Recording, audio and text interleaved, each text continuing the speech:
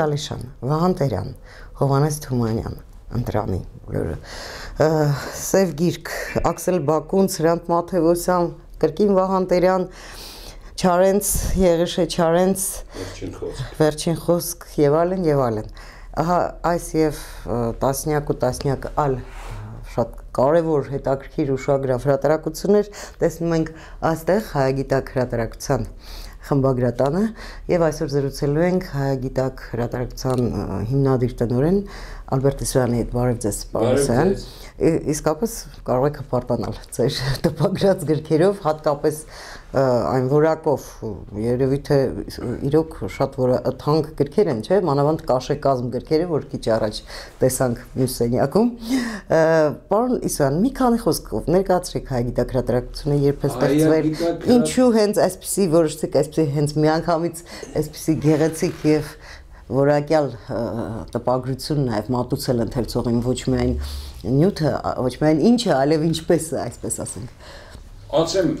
Հայագիտակ հրատարակությունը ունի 22 տարվա կյանք,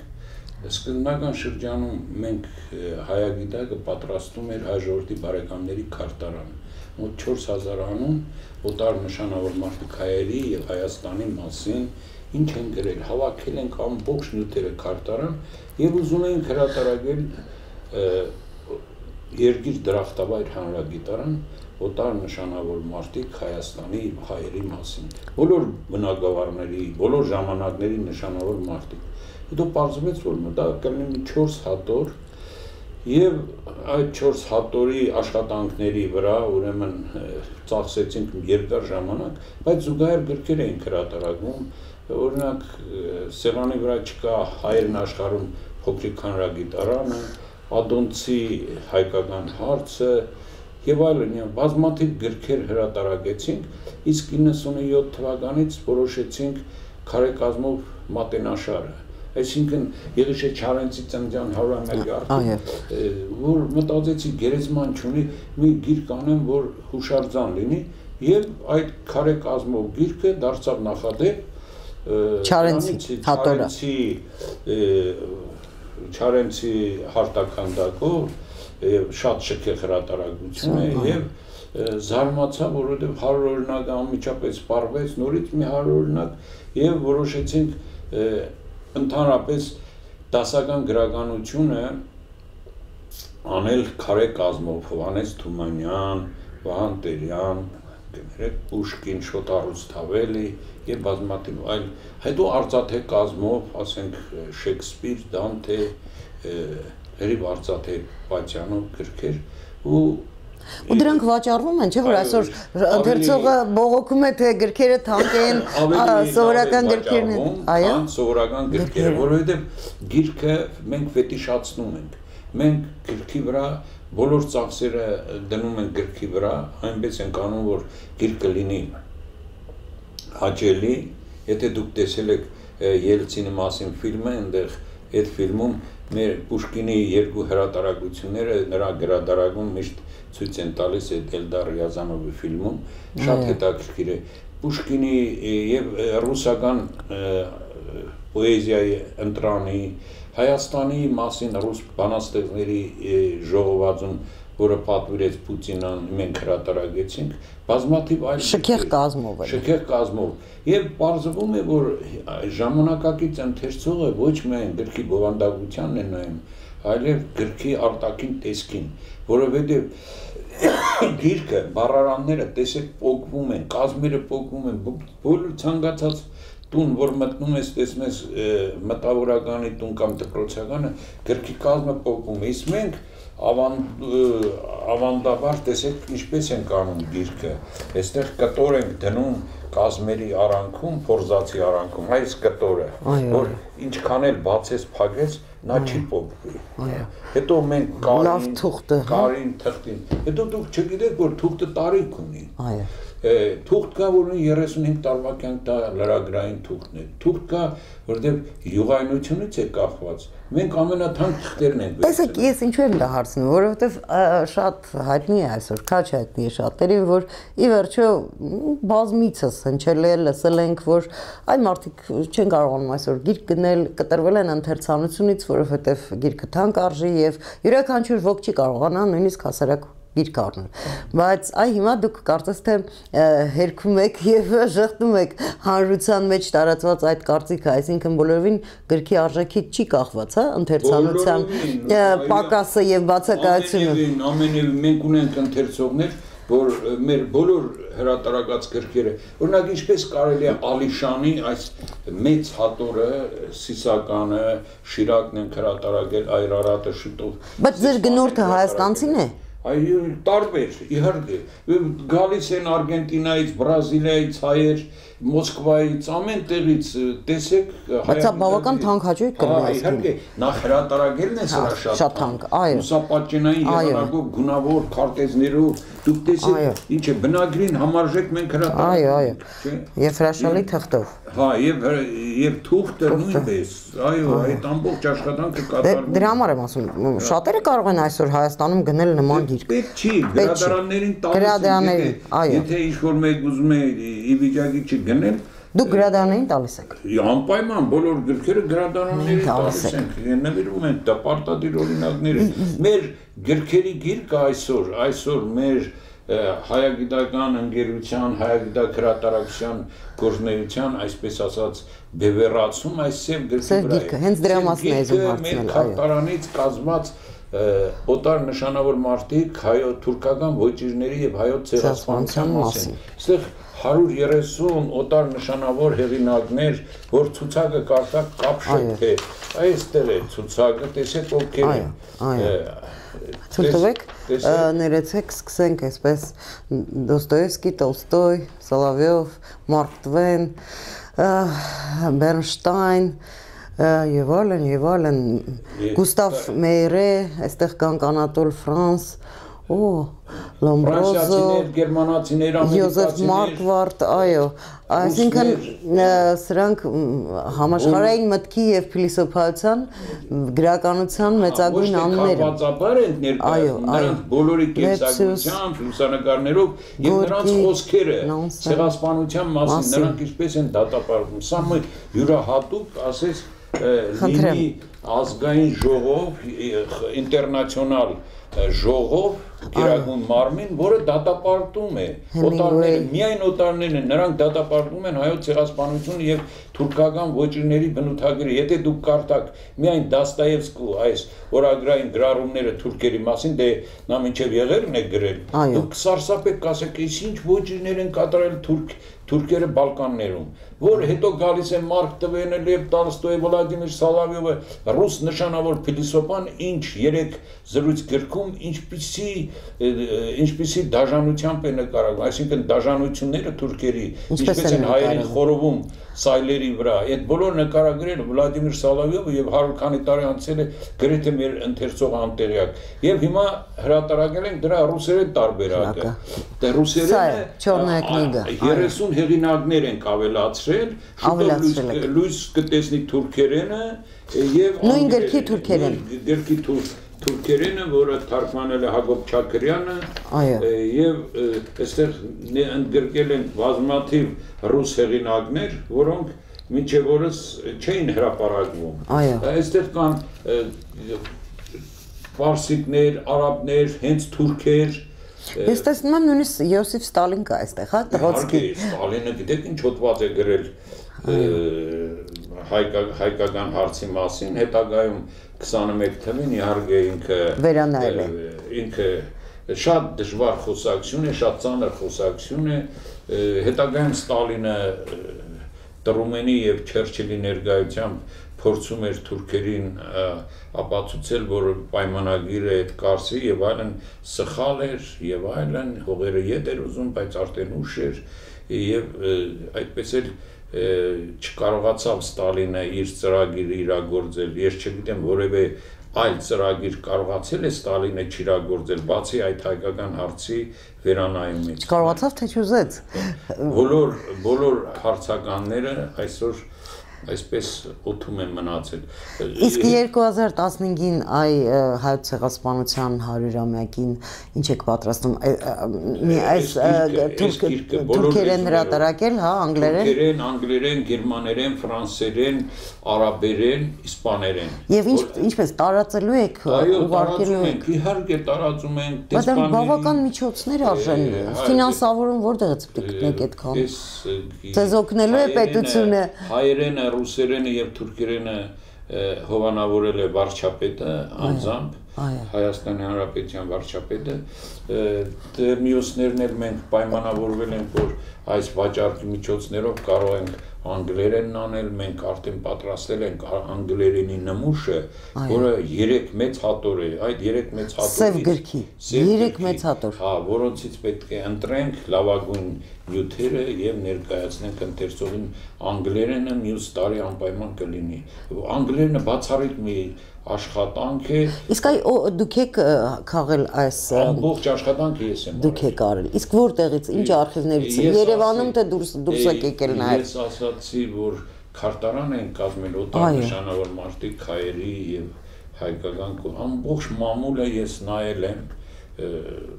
ամբողջ մամուլը։ Ես մասնագիտությամբ ոչ միայն հրատարակիչ եմ, այլև մատենագետ եմ, որ պրպտել եմ, գտել եմ 20 տարվա ընթացքում բոլոր այն նյութերը, որոնք սփռված են մամուլում եւ տարբեր գրքերում։ Դուք պատկերացրեք, աշխարհի մեծագույն աշխարհագիրը Էլիզե Ռեկլյուն 20 հատոր հրատարակել է, դե ինչ 20, 50 հատոր գիրք է գրել։ Այդ թվում նաև Թոյնբին անգլիացի մեծ պատմաբան։ Բայց Էլիզե Ռեկլյուի հայկական կոտորածների մասին գրված նյութերը չէին հրապարակում։ Պարզվում է, որ մատենագետները վերցնում են միայն այն գրքերը, կազմում են այն ցուցակները, որոնք գրքի վերնագրի մեջ երևում են, արտացոլում են, իսկ իր հատորների մեջ սփռված են տարբեր տեղերում։ Ես ամբողջ հատորներից ընտրեցի, գտա, որ Էլիզե Ռեկլյուն ֆրանսիացի նշանավոր աշխարհագիրը գրել է հայկական կոտորածների մասին։ Ֆրանսիացիները շատ են։ Պատկերացրեք, ամսագիր իրենք թերթ էին հրատարակում Պիերկիարը, Բերարը, Պրեսանսեն եւ զարմանալի բան է եւ Անատոլ Ֆրանսը, Ժան Ժորեսը, որոնց այսպես ասած միավորում էր մեր մեծագույն զավակներից մեկը Արշակ Չոպանյան ամեն ինչ անում էր, որ նրանք հայկական խնդրին անդրադառնան եւ պրո-Արմենիա թերթն էին հրատարակում։ Գիտեք ինչքան նյութեր կան պրո-Արմենիա ամսագրում։ Դուք այդ ամենը Ֆրանսիայում եք վերցրել, թե այստեղ աշխատելիս եւ դրսում, հա։ Չէ, դրսում չեմ եղել, բոլոր նյութերը կան, ինչու դրսում։ Այսինքն Հայաստանում եք ամեն ինչ։ Հայաստանում էլ կան, իհարկե։ Լույս են տեսել կապույտ գիրք, դեղին գիրք, կան նարնջագույն գիրք, կա կարմիր գիրքը ամերիկացի Կլարա Բարտոնը Կարմիր խաչի հիմնադիր Ամերիկայի հրատարակել է 97 թվին, անգլերեն հրատարակել է Կարմիր գիրքը, այնտեղ էլ զարուհելի պատմություններ կան, դե Բրայսի հրատարակած գիրքը, կապույտ գիրքը, դերին գիրքը։ Գոնե մեր հասարակության համար դուք վեր եք հանում անհայտ էջերը, այսինքն այն ամբողջ գրականության, հա, փաստավայրագրական գրականության, որ կա միջազգային հանրության մոտ։ Այո, մենք ընտրել ենք մի տարբերակ, որ սա ստրատեգիական զենք է եւ ասես մի դատ լինի, որ 100 տարի բարձրյալը դատում է հայերին եւ թուրքերին, ասում է կոտորած եղել է թե չի եղել, հայերն ասում են ամեն ձևով ներկայացնում են, թուրքերը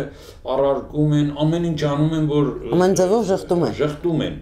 Հիմա մեջտեղ է գալիս օտարերկրացին եւ օտարերկրացի նշանավոր մարդիկ, ասենք Անատոլ Ֆրանսը, ասենք Ժան Ժորեսը, Մորգենթաուն, Չերչիլը, Տրոցկին, Էմիլ Վերհարնը, դուք պատկերացնում եք ինչ գրողներ, ինչ մարդիկ են գրել, մինչև հիմա չգիտեին, որ Էմիլ Վերհարնը հայկական կոտորածների մասին գրել է իդեպ Պարուլ Սևակը թարգմանել նրա մի բանաստեղծությունը եւ ժամանակին այդ կոտորածների մասին տողերը հանել են, թե ինքն է այնպիսի աղբյուրից եւ ստիպված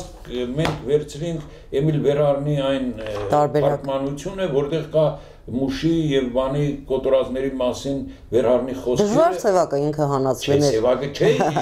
Սևակի թարգմանությունից են հանել, բնական է։ Եվ մենք ստիպված դրեցինք Վալերի Բրյուսովի խոսքը Էմիլ Վերհարնը հայկական կոտորածների մասին։ Պատկերացնում եք, մեկը մյուսին լրացնում է։ Այստեղ բազմաթիվ Բարբի, այո, երկու Մանդելշտամներ, Օսիպ Մանդելշտամ եւ Անդրե Մանդելշտամ, նշանավոր դիվանագետ թարգմաններ Պոլսո ռուսաց Էրնեստ Հեմինգուեյի շատ հետաքրքիր է փաստը Զմյուրնիայի կոտորածների մասին, հայ հունական հույների եւ հայերի կոտորածների մասին այրել են, չէ՞, ծովում նավերի վրա նայած։ Բազմաթիվ են հեղինակները։ Այստեղ կան պատկերացեք Բենեդիկտոս 15-րդը կա, որը հայտնի Հռոմի ամենահայտնի պապերից մեկը, որը 3 անգամ սուլթանին դիմել է կոտորածները դադարեցնելու մասին։ Եվ դեռ այն ժամանակ դատապարտել, չէ՞։ Եվ դատապարտել է, եւ օգնել է, Պոլսահայերին փրկել է եւ ուղարկել է իր նվիրակին Դոլչիին, որպեսզի ամեն ինչ անի կանխի հայկական կոտորածները եւ այդ մարդն է Բենեդիկտոս 15-րդը, որը որպանոց է բացել, ամեն ինչով շենք է կառուցել, ստեղծել է հագուստ է տվել, սնունդ է տվել, որպանոցներ է բացել Բենեդիկտոս 15-րդը։ Այո, եւ նրան բանաստեղծություն է նվերել Օսիպ Մանդելշտամը։ Հետաքրքիր է։ Դուք գիտեք, մենք մի քանի անուն ենք խոլովում անընդհատ, այսինքն Նանսեն, Ֆրիջոֆ Նանսեն, Լեպսյուս, այո, Լեպսյուս, դրանք մեծ են, Բրայս եւ այլն, բայց դուք գիտեք Պիեր Քիարն ու բանը ինչեր են արել մեր ժողովրդի համար։ Ոչ, անկեղծորեն չգիտեմ։ Պիեր Քիարի մահվան ժամանակ գիրք են հրատարակել Գրիգոր Զորաբը, Դանիել Վարուժանը, Սիամանթոն, Զապել Եսայանը, Զարդարյանը, մյուսները եւ նրա հոգեհանգստի ժամանակ երգել են Կոմիտասը 12 թվականին։ Պատկերացնում եք, իսկ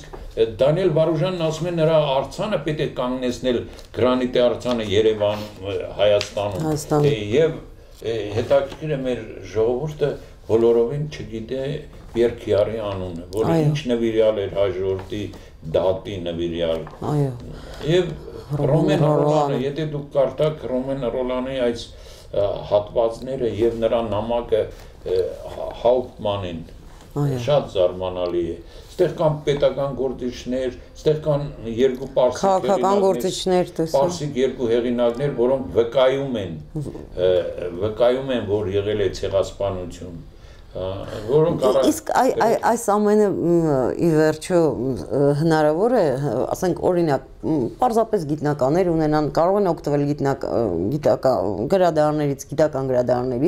թե պիտի գան դեր մոտ կարող են կարդալ կամ ծանոթանալ այս ամենին։ Գիրքը կա, 1500 օրինակ տպագրվել է, այո։ 1500 օրինակ հայերեն է տպագրվել, գրախանութներում վաճառվում է, վաճառվում է, 1500 օրինակ ռուսերեն, շուտով թուրքերենը կլինի, երևի մի այդքան օրինակ, որ դեսպանները, պետական, ռազմական գործիչները կամաց, որ անկողմնակալ հեղինակներ, սրանք ես ձեզ ասեմ, ոչ բոլորն են հայամետ գործիչներ, կամ մի մասն է հայամետ, մնացած բոլորը օբյեկտիվ։ Դուք ինչպես կարող եք Լև Տոլստոյին ասել հայամետ կամ Վլադիմիր Սալավյովին, Անատոլ Ֆրանսին կամ Էմիլ Վերհարնին, կամ Հեմինգուեին, նրանք մեծ գրողներ են եւ Մաքսիմ Գորկին կամ Վալերի Բրյուսովին, պատկերացնում եք, այնտեղ կամ Ալեքսանդր Ամֆիթեատրովը, ինչ զարհելի բաներ է, ինչ զարհելի էջեր ունի, այնտեղ ֆրանսիացի լրագրող բնականաբար նրանք բոլորը բացարձակ անկողմնակալ են եւ ճշմարտությունն են ասում ներկա եղել եւ Արևմտյան Հայաստանի կոտորած եւ Բաքվի կոտորածների ժամանակ երկու գիրք է գրել անկողմնակալ լրագրող է եղել եւ ինքը այստեղ հայամետությունը եւ կամ հայերի բանը որ միշտ թուրքերը շեշտում են որ սա հայամետ գործ է այդպիսի բան չկա իրենք եթե այս գիրքը դրվի Եվրախորհրդարանի սեղանին անգլերեն իսկ չի դրվել ինչեւ այժմ դե անգլերեն տարբերակ հենց լինի կդրվի հայերեն տարբերակը այո դեռ եւ ռուսերեն տարբերակը ինձ թվում է իրենց դերը կատարեն բայց լավագույն հրատարակությունը Բայց Սփյուռքում կա այս գիրքը գոնե Սփյուռք ուղարկել է Իհարկե Հարութ Սասունյանն է եկել այստեղ ողջևորվել է ողջունել է Ներեցեք իսկ այդ դեպքում երբ որ մենք իսկապես այսօր գործող բազմաթիվ հրատարակություններ ունենք եւ հրաշալի գրականություն են տպագրում այդ թվում եւ ձեր հրատարակությունը բնականաբար ինչն է պատճառը որ այնուամենայնիվ իսկապես պարզ հայ մարդը իրոք հեռացել է գրքից ընթերցանից Չի հեռացել Չէ դուք համաձայն չեք Չէ ես համաձայն չեմ գիրքը մնում է գիտեք ինչ կա մեր թշվառ շատ քիչ ներողություն տպականակով է չէ տվում 500 օրինակ 1000 Չէ ինչի 1500 օրինակ մենք մեր քարե կազմով գիրք եթե ես ասեմ Տերյանը մենք ինչքան քանի 100 օրինակ վաճառեցինք իսկ սովորական գիրքը ոնց որ չի վաճառում ծնունդներին իրար նվիրում են կնունդներին շատ լավ նվեր է նվերներ են հա դե մենք թեքել ենք Հովանես Թումանյանի ընտրանին 200 օրինակ ոսկե եւ արծաթե գլխով հիմա մենք չունենք արդեն սպառվել է ինչու եթե ծնունդին անում են մի ուրիշ նվեր հա ավելի լավ չէ արծաթե մենք աստվածաշունչ ենք հրատարակում ոսկե խաչով հարսանիքներին եւ այլն կնունքներին տանում են նվեր ավելի լավ չի գիրքը եթե լավ գեղեցիկ հրատարակություն է ավելի լավ է վաճառում կարող ենք այդպես ասել այո գիրքը պիտի գիրքը պետք է բարձրորակ հրատարակություն լինի լավ թղթի վրա մնացածը գիտեք ինչ կա ոչ էջադրումն է ճիշտ ոչ տարատեսակն է ճիշտ ոչ թուղթն է ճիշտ ոչ սրբագրվում է ոչ խմբագրվում է եւ այդ բոլորը կոչվում է գիրք ընթերցողը գուցե եւ մասնագիտորեն չի կարող կողմնորոշել բայց հոտարությամբ զգում է որ սա գիրք չի ամեն ինչ որ համակարգի ընթերցողին լավ գիրք դիմացուցի այո լավ գիրք եւ ընթերցողին իր խնայած գումարներով այն չնչին փողերը չի տալիս սովորական գրքի համար բայց մեծ գումարներ տալիս է լավ հրատարակության համար կարելի է բանին օրինակ Ալիշանին Թումանյանին, Տերյանին, Բակունցին, Չարենցին, դե մենք դասականներ ենք հրատարակում, Հրանտ Մաթևոսյանին, այդ անունը մի քանի անգամ տանք։ Իմ ավակ բարեկամներ, ավակ ընկերներ եւ ինձ թվում է, որ ժամանակը կգա այս նոր գրքեր չեք պատրաստվում Մաթևոսյանից տպել։ Հիմա մենք հրատարակում ենք Սայաթ Նովայի հայերեն խաղերը նոր բառարանով, նոր մեկնաբանություններով բազմաթիվ սխալներ, որ ժամանակին եղել են մեկնաբանությունների մեջ, որոնք աղավաղել են Սայաթ Նովայի խաղերի իմաստը։ Հիմա մենք անում ենք աշխատասիրողը Վարդգես Զարգարյանն է, պարսկահայ է, Թերանում է ապրում, իմ բարեկամն է, մենք 2 տարի ուրեմն այդ գործը հիմա ավարտին ենք հասցնում։ Իսկ էլ ինչ կարող է սպասել ընթերցողը։ Ընթերցողը սպասելու է մեզանից վրաց պոեզիայի ընտրանի հայերեն վրացերեն մենք երկլեզվյան որ Վրաստանում ապրող հայերի եւ մեր երկու ժողովուրդների բարեկամության համար շատ հետաքրքիր գիրք է շոտ հարուստավելի ենք վերահրատարակելու են ծենավորը հրատարակում ենք մի հրաշալի գիրք որը կոչվում է Երկիր դրախտավայր հնագույն շրջանից մինչև մեր օրերը օտար նշանավոր մարդիկ ոչ թե ցեղասպանության Հայաստանի մասին դա երկար տարիների աշխատանք է պատկերացնում եք Հռոմի սկսելու եք Հերոդոտից երևի հա Հռոմի դու ինչ աստվածաշնչից է շատ նյութեր կան օրինակ ասենք դուք տեղյակ եք որ Հուսիկ Աշրաֆյանը պեղել է Հուսիկ Աշրաֆյանը շատ մեծ իտալացի հանճարեղ քննադատ մահացել է 80 թվին եւ նա պեղել է գտել է որ 20 հռոմեացի բանաստեղծներ անդրադարձել են Հայաստանին։ Եվ այդ բոլորին տեղյակ չեմ եղել։ Բոլորը պիտի դուք գիտեք Օվիդիուս Նազոնը ինչ է գրել։ Մենակ մենք վերցնում ենք Հերոդոտոս, Քսենոֆոն եւ այլն, բայց կան բազմաթիվ հեղինակներ, բազմաթիվ ոչ միայն ճանապարհորդներ, ոչ միայն դիվանագետներ, պետական գործիչներ, արվեստագետներ, նկարիչներ եւ այլն պատմաբաններ։ Հերոդոտոսը ուղղակի պատմահայր է կոչվում, նաև դրա համար նրա անունն է այլ բազմաթիվ այլ բնագավառի օտար աղբյուրներում, ասինքն բազմիցս հիշատակվում է թուրքական, պարսկական աղբյուրներում, գերմանական։ Օրինակ դուք տեղյակ եք, որ 1902 թվականին, երբ որ Պիեր Լոտտին ելույթ է ունենում հայատյաց ֆրանսիացին ակադեմիկոս հանրահայտ, եւ մեջ բերում է Գյոթեի խոսքերը Հայաստանի եւ հայերի մասին, Արշակ Չոպանյանը միտինգի ժամանակ լաց է լինում վշտից, բայց ես հպարտությամբ եմ ասում Գյոթեի խոսքերը, Գյոթեն իր դիվանում, հանրահայտ արևելյան, արևմտյան դիվանում գրում է, բոլորը քնած են, ուխտերը քնած է, հայը արթուն է եւ հաշվում է։ Արշակ Չոպանյանը թե ինչի է վիրավորվել, ասում է տիեզերքը քնած է, բայց հայը արթուն է, այդ հայի արթուն լինելը ինչ շատ է ոգևորում։ Բայց հաշվել է։ Հաշվել է, լավ է անում, բայց չէ, չհաշվել։ Չոպանյանը այդ հաշվելու համար է լացել։ Հիմա մենք հրատարակում ենք, ասենք, Ալեքսանդր Դյուման, գիտեք ինչ էջեր ունի, այդտեղ Գյոթեն, Կանտը, մյուսները Հայաստանի մասին։ Հայաստանի մասին։ Այդ դա եռալեզու պիտի հրատարակենք տարբեր գրքերով, հայերեն, ռուսերեն։ Ես տեսնում եմ ներեցեք, բայց այո, դասական գրականություն, դասական հեղինակներ, այդպես հանրագիտարանային, չէ, բնույթի գրականություն, իսկ ինչ կասեք հայ ժամանակակից գրականության մասին, հրատարակում եք, թե ոչ։ Չենք հրատարակում, գիտեք ինչ կա, դա էլ ուրիշի հացն է։ Այո։ Մենք ցորեն հացով կամ գարի հացով ենք ապրում։ Թող այդ արդի ժամանակակից գրականություն։ Ինչ հաց է, քիմիական մի քիչ բան կա այդ արդի,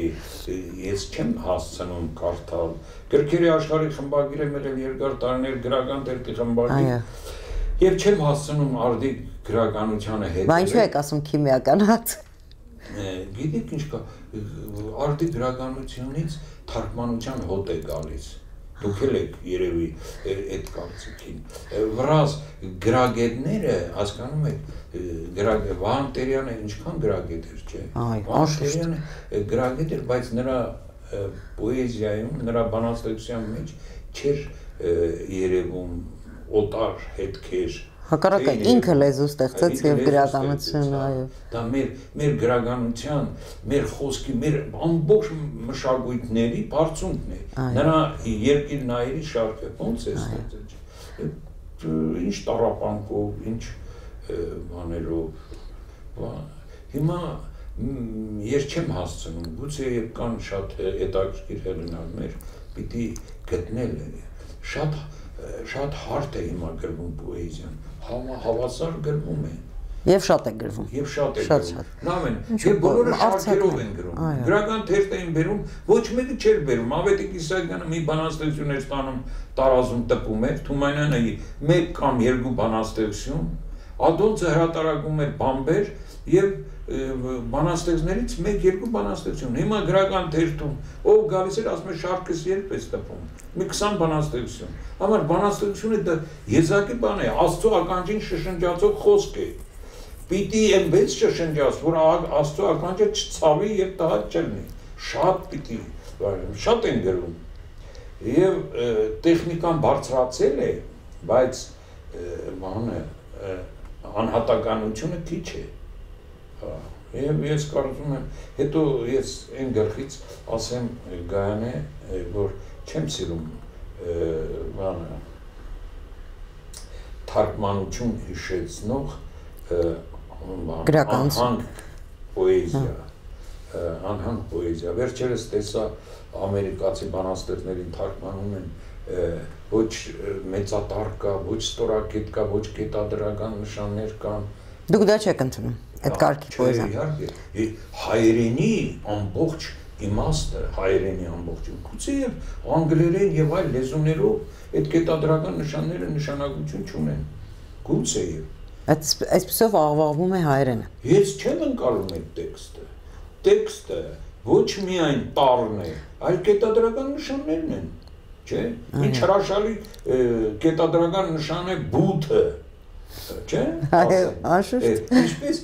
կարելի է հրաժարվել, հա։ Բութ պոեզիան բթազրկել, ասենք, չէ՞։ Չի կարելի։ Եվ ես գուցե հին մարդ եմ, հնացած եմ, մտածում, բայց կոնսերվատիվ ուր գնալ, պահպանողական, ուր գնալ այդ, ասենք, Բուկովսկի ես թարգմանում, չէ, այն օրը Սամվել Մկրտչյանի թարգմանությամբ Բուկովսկի կարդացի, դասիր հնարավոր չի, գուցե շատ դա թարգմանություն է, հա, բայց վերածիր դու հայերեն տեքստի։ Բայց Սամվել Մկրտչյան մեծ աշխատանք են անում ներկայացնելով Արտասամանյան հեղինակներին հայերեն իրականում։ Ես շատ գնահատում եմ մանավանդ Ջոյսի հենց դա է ուզում ասել։ Ջոյսի թարգմանությունը դրա համար է մին իր անունը տալիս։ Ջոյսի բայց գիրքը ձեր հրատարակությունը չի հրատարակել, չէ։ Չէ, ինքը հեղինակային հրատարակություն է, այո։ Բայց ինքը մեր ոճով է, այո, ձեր մեր ոճով է կես է արել, այսինքն հուսանք որ այսպիսի նման հրատարակության գրքեր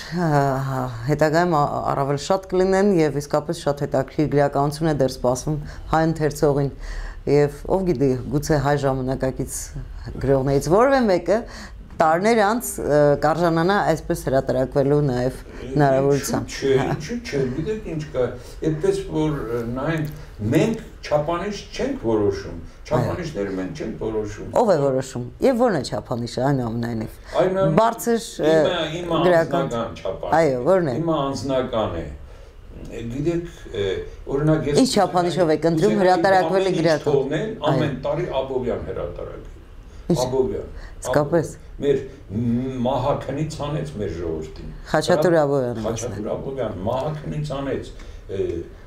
Հա, Միքայել Նալբանդյան հրատարակել։ Ինչու՞ միջև հիմա չեք հրատարակել։ Աբովյան հրատարակել եք։ Աբովյան ուժս չի պատում Աբովյան հրատարակել։ Աբովյան հրատարակելու են Միքայել Նալբանդյանը քարտեց ստեղծեց։ Ասաց Հայաստանի փրկությունը որտեղից պիտի սկսենք։ Շարունակելու եք դասականները այնուամենայնիվ հրատարակել։ Այո, Միքայել Նալբանդյանը ոչ միայն դասական է, մեր եզակիներից մեկն է։ Միքայել Նալբանդյանի նամակները հրատարակեց։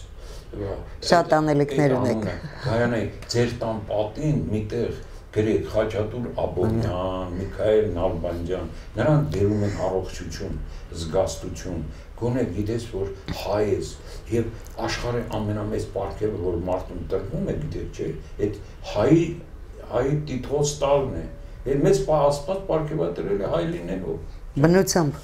ծնունդով հայ են եւ պիտի հպարտանալ, ուրախանալ Աբովյանով, Միքայել Նալբանդյանով։ Մեր մեծերով։ Միքայել Նալբանդյանը չեն հրատարակում, չգիտեն, բայց Միքայել Նալբանդյանի կյանքը, գործունեությունը դա սկսեք դուք հենց։ Եվ բերեք այս ժամանակակից հասարակությանը տեղ հասցրեք, ով է եղել Միքայել հրատարակելու, ուզում եմ արծաթե դար Ոսկեդար 2 հատոր հրատարակել հայ մատենագիրներին, խորենացի հրատարակել, արդեն ծրագրել են խորենացին, նոր, շատ շքեղ, քիչ է մնում ամեն էջը քարից անեմ խորենացին, միայն թե Մովսես խորենացի։ Քարից, գուցե ոսկուց։ Թանկ հաճույքը, ինչ էլ անեք, միևնույն է, խորենացին։ Լակոնիզմը Եվ իհարկե Պողոս Խաչատրյանի ծրագրեր են Նարեկը անել եւ Նարեկը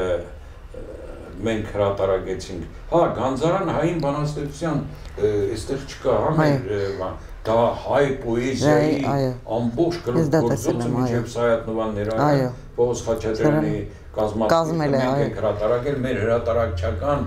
բարձրագույն այդ Գիլ Մատենաշարի առաջին օրինակն է։ Հրանտ Մաթեոսյանը, Պողոս Խաչատրյանը եւ ես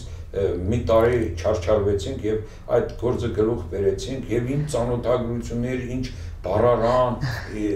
հա։ Ես տեսնում եմ, որ բացի հրատարակությունից դուք նաեւ զբաղվում եք այսպեսի ծաղրանկարային, հա, որոշ գործունեությամբ նկարում եմ ոչ ինքս ինձ համար նկարում եմ եւ ուրախանում եմ, ինչ է եղել։ Հիմա նկարիչ չեմ, բայց նկարչական։ Բայց սիրում եք ծաղրանկարչական այս ոճը, հա, երևի, հետաքրքիր։ Ես իմ գյուղն Ախալքալագի Սուրդա գյուղն է, այդ խաչը մեր բլերի գլխին է, եւ ես կանգնած եմ այդ խաչին ոչ թե մեջ կողմ եմ կանգնած, այլ Իսկ սրանք ձեր ընկերներն են շրջապատողները։ Չէ, սա օրինակ Դավիթ Երևանցուն եմ ես նկարել, նա Պարուշ Սևակն է, նա Պետրոս Հովհաննիսյան մեր խմբագրական կոլեգիա անդամ, ես Դավիթ Երևանցին շատ է հավանել իրեն, դա քիթը տնկած ման է գալիս Երևանի փողոցներում, որպեսզի բարձր երևա։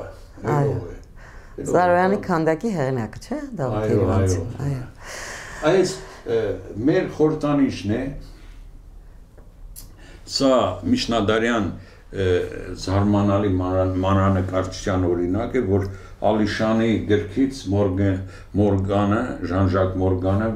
որպես բարձրագույն նմուշ, տեսեք 3 քայլերը, իրենց ամեն մեկի կծել է, եթե փորձի մեկը հարևանին վնաս հասցնի, կծի, նաև ինքը իր դունչն է։ Ինքն իր դունչն է կծում։ Այդ 3, այսինքն երևի նկատի են ունեցել Ամերիկան, Ասիան եւ Աֆրիկան, այդ 3 մայրցամաքները, որը որ կռիվ սկսի կամ մեծ տերությունները, ես իմ ինչ եմ բանում, այդպես է։ Այդ մեր հրատարակչության խորհրդանիշն է, բարեկամության եւ այլն։ Շնորհակալություն ձեզ, ամենայն բարիք, ձեզ հաջողություն։